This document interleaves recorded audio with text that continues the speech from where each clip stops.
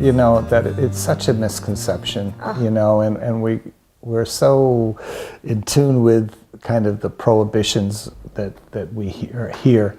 The church is not so much a big no about sex. The church really is a big wow. Sexuality, sex is such a blessing, such an awesome reality, such a gift from God, and the church has incredible respect and awe for that gift. But it just gets misunderstood or miscommunicated because we're trying to avoid some of the pitfalls along the way.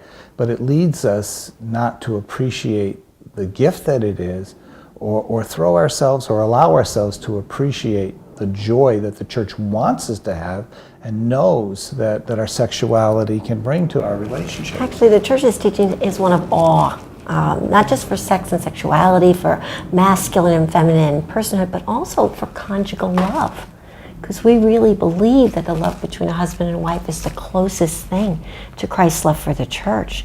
And that when we intentionally love each other that way, that we really manifest that presence. So there's this awe that there's a real presence in the love between a husband and wife. It's like the real presence in the Eucharist. So it's definitely not dour or negative. It actually ups the bar and encourages us, to give ourselves completely to each other sexually. See, like in so many things, the church holds out a vision, wants the best. The church wants the best for us. And it knows that if we settle for less, we won't experience the ultimate good that's possible. And so it encourages us not to settle for less, but to go for the best. For me, it's been that inspiration from the church that actually has made me sexier. It's true, okay, and once I understood that when I gave my body to Ronnie, it was a sign of Christ giving his body on the cross and in the Eucharist, well, then I was more eager to do that. I also felt that sense of being sent by God to communicate his messages to Ron while we make love, right? And that those messages of I'm yours and you are mine and I want to be one with you are God's messages. It really invited God into the bedroom in an awesome way. And I know at first blush, anybody listening is saying, is she talking about praying while she makes love? It sounds so weird, right?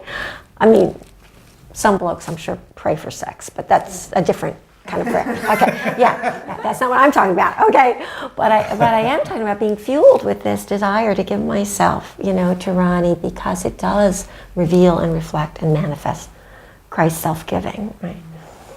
So it's almost like sex itself is a prayer. Absolutely.